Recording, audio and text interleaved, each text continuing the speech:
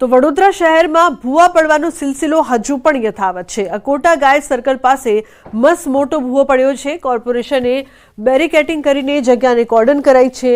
Mayor Pinkiben સોનીએ લીધી છે સ્થળની મુલાકાત। વર્ષો જૂની ડ્રેનેજ લાઇન બેસી જવાના કારણે ભૂવો પડ્યો હોવાનું સ્વીકાર્યું। ડ્રેનેજ લાઇન લીકેજ હોવા અંગે અધિકારીઓનું ધ્યાન દોર્યું હતું। યોગ્ય પુરાણ ન કરવાના કારણે ભૂવા પડ્યા છે તેવું મેયર દ્વારા કહેવામાં આવ્યું। ભૂવાઓ પડતા હોય છે કારણ કે મોટો જવાબદાર જોવા જઈએ તો એન્જિનિયરો છે, કારણ કે જ્યારે એમને ખોદકામની પરમિશન આપી છે, જ્યારે એ લોકોએ અંડરગ્રાઉન્ડ વાયરો નાખ્યા છે તો એ ટાઈમે એ લોકોએ કેવી કામગીરી કરી છે એ જોવાનું એમની ફરજ બનતી હતી, પણ એ ફરજ ચૂક્યા છે। એન્જિનિયરોના પાપે આજે તમામ જગ્યા ઉપર ભૂવા પડેલા છે। વડોદરા શહેરમાં ગત મોડી રાત્રે ભારે પવન સાથે વરસાદ વરસ્યો અને વરસાદ વરસતા ઠેર ઠેર પાણી ભરવાની સમસ્યા જે છે તે સર્જાઈ હતી।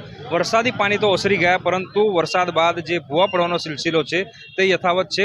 દ્રશ્યો તમે જે જોઈ રહ્યા છો તે ગાય સર્કલ પાસેના દ્રશ્યો છે અને ગાય સર્કલ પાસે વાહન ચાલકો અહીંયાથી પસાર થઈ રહ્યા હતા એ દરમિયાન જે મસ્ત મોટો ભૂવો છે તે પડ્યો છે। ઉલ્લેખનીય બાબત છે કે રસ્તાની નીચેથી ડ્રેનેજની લાઈન અને પાણીની લાઈન જતી હોય છે, પરંતુ આ જે લાઈન છે લીકેજ થવાના કારણે નીચે જમીનનું ધોવાણ થતું હોય છે અને ત્યારબાદ જે ભૂવો છે તે પડતો હોય છે। એટલે વડોદરા કોર્પોરેશનના જુદા જુદા વિભાગો છે તેમના વચ્ચે સંકલનનો અભાવ હોવાના કારણે આ પ્રકારની પરિસ્થિતિ છે તે સર્જાતી હોય છે। વડોદરા શહેરના મેયર પિંકીબેન સોની જે છે તે અહીંયા સ્થળ મુલાકાતે આવ્યા છે અને રસ્તો જે છે તે જોઈ શકાય છે કે કેટલી હદે વાહન ચાલકો અહીંયાથી પસાર થતા હશે। ખૂબ જ મોટી સંખ્યામાં વાહન ચાલકો જ્યારે અહીંયાથી પસાર થાય છે ત્યારે વડોદરા શહેરના મેયર છે પિંકીબેન સોની, તેમને જોઈ શકાય છે કે પિંકીબેન સોની અત્યારે અહીંયાથી પસાર થઈ રહ્યા હતા। તેમને આ ભૂવો જોયો અને ભૂવો જોયા બાદ તેઓ તાત્કાલિક જે અધિકારીઓ છે સંબંધિત વિભાગના તે અધિકારીઓને જાણ કરી છે અને તાત્કાલિક ધોરણે આ જે ભૂવો છે તેનું સમારકામ કરવામાં આવે તેવા આદેશ જે છે તે મેયર દ્વારા જે આપવામાં આવ્યા છે। ઉલ્લેખનીય બાબત છે કે જ્યારે પણ વરસાદી માહોલ જામે છે અને વરસાદી પાણી ભરાય છે ત્યારબાદ વડોદરા શહેરમાં ઠેર ઠેર ભૂવા પડવાનો સિલસિલો જે છે તે જોવા મળતો હોય છે અને જે ગાય સર્કલ છે ત્યાં આ જ પ્રકારની પરિસ્થિતિ સર્જાય છે। હજી શરૂઆત છે, વરસાદી પાણી ઓસર્યા છે। વડોદરા શહેરના જુદા જુદા વિસ્તારોમાં આ જ રીતે જે છે તે ભૂવા પડવાનો સિલસિલો જે છે તે જારી રહેવાનો છે। મેયર જોઈ શકાય છે અત્યારે સંબંધિત વિભાગના જે અધિકારીઓ છે તેમની સાથે વાત કરી રહ્યા છે અને આ ભૂવાનું સમારકામ કરવામાં આવે તો સાથે સાથે વાત કરીએ તો જે ડ્રેનેજ વિભાગ છે, પાણીનો વિભાગ છે, પાણી પુરવઠા વિભાગ છે, તેમના જે સંબંધિત અધિકારીઓ છે તેમને મેયર દ્વારા જાણ કરવામાં આવી છે અને તાત્કાલિક ધોરણે આ જો લીકેજ હોય તે લીકેજ રિપેર કરવામાં આવે। અને અહીંયા પણ આપણે જોઈ શકીએ છીએ કે ડ્રેનેજની અંદર લીકેજના કારણે આ ભૂવો થયો છે। સવારે વહેલી સવારે અધિકારીને હમણાં જ મારા દ્વારા ફોન કરી અને આદેશ કરવામાં આવ્યો છે કે તાત્કાલિક એમની ટીમ અહીં પહોંચે, કારણ કે આ પ્રોજેક્ટમાંથી કામગીરી થતી હોય છે એટલે કામગીરી એમના દ્વારા બધું એસેસમેન્ટ કરીને શરૂ કરવામાં આવશે। પરંતુ મેં હમણાં સૂચના આપી દીધી છે, હમણાં થોડી વારમાં અધિકારીઓની ટીમ અહીંયા પહોંચશે। હાર્દિક દીક્ષિત, ન્યૂઝ 18 ગુજરાતી, વડોદરા। તો વડોદરામાં પૂર બાદ ઘેરાયેલા શાસકોએ દબાણો તોડવાની જાહેરાત કરી છે। મનપાએ વિશ્વામિત્રી નદીનો સર્વે કરીને 13 જેટલા દબાણો નક્કી કર્યા છે, જેને હટાવવા માટે કામગીરી શરૂ કરાઈ છે। જે તે માલિકોને દબાણો દૂર કરવાની નોટિસ ફટકારાઈ છે।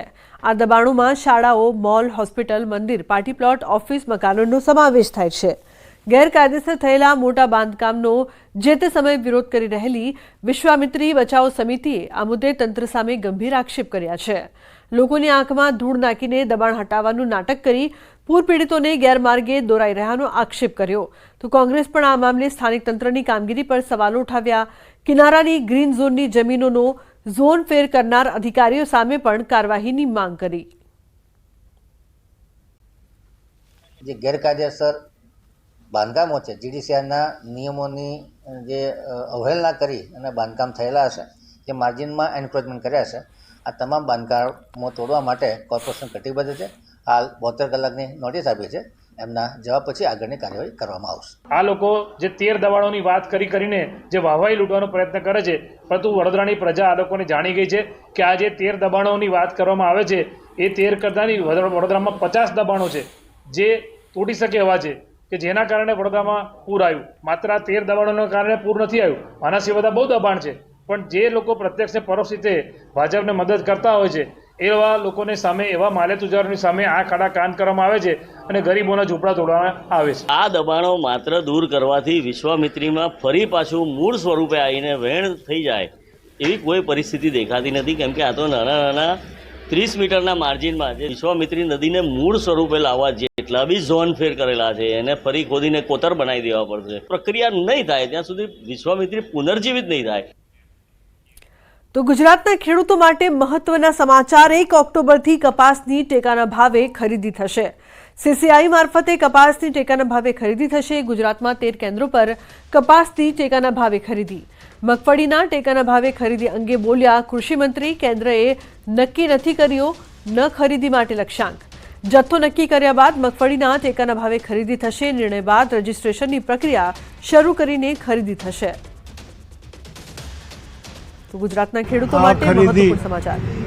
કેન્દ્ર સરકાર સીધી કોટન કોર્પોરેશન ઓફ ઇન્ડિયા મારફત એટલે કે CCI મારફત કરાવે છે અને મારી જાણકારી મુજબ 1 ઓક્ટોબરથી તેઓ લગભગ રાજ્યમાં 13 જેટલા ખરીદી કેન્દ્રો શરૂ કરી અને કપાસની ખરીદી ટેકાના ભાવથી કરવાના છે. હજી ગુજરાત રાજ્ય માટેનો જથ્થો મંજૂર થઈ અને કેન્દ્રમાંથી આવ્યો નથી. જેવો આવશે કે તુરત જ અમે ખરીદી માટેની કાર્યવાહી તાત્કાલિક શરૂ કરશું. તો ખેડૂતો માટે 2 દિવસ બાદ સારા સમાચાર. ભારે વરસાદથી પાક નુકસાન સહાય અંગે મોટા સમાચાર. ગુજરાતના ખેડૂતો માટે મહત્વના સમાચાર. ખેડૂતો માટે સહાય 2 દિવસમાં જ થઈ શકે છે જાહેર. કૃષિ મંત્રી રાઘવજી પટેલે 2 દિવસ બાદ સારા સમાચાર આપ્યા. ભારે વરસાદના કારણે પાક ધોવાણ અને જમીન ધોવાણના સર્વેની કામગીરી પૂર્ણ થઈ ચૂકી છે. રાજ્ય સરકાર ટૂંક સમયમાં નુકસાનીમાં સહાયની જાહેરાત પણ કરશે. ખેડૂતો માટે સારા સમાચાર આ ટૂંકમાં 1-2 દિવસમાં જ મળી જશે. હવે વૃદ્ધાશ્રમ આકાર લેશે. ભારતનો આ પહેલો એવો વૃદ્ધાશ્રમ હશે જેને 30 એકર જમીન પર બનાવવામાં આવ્યું છે.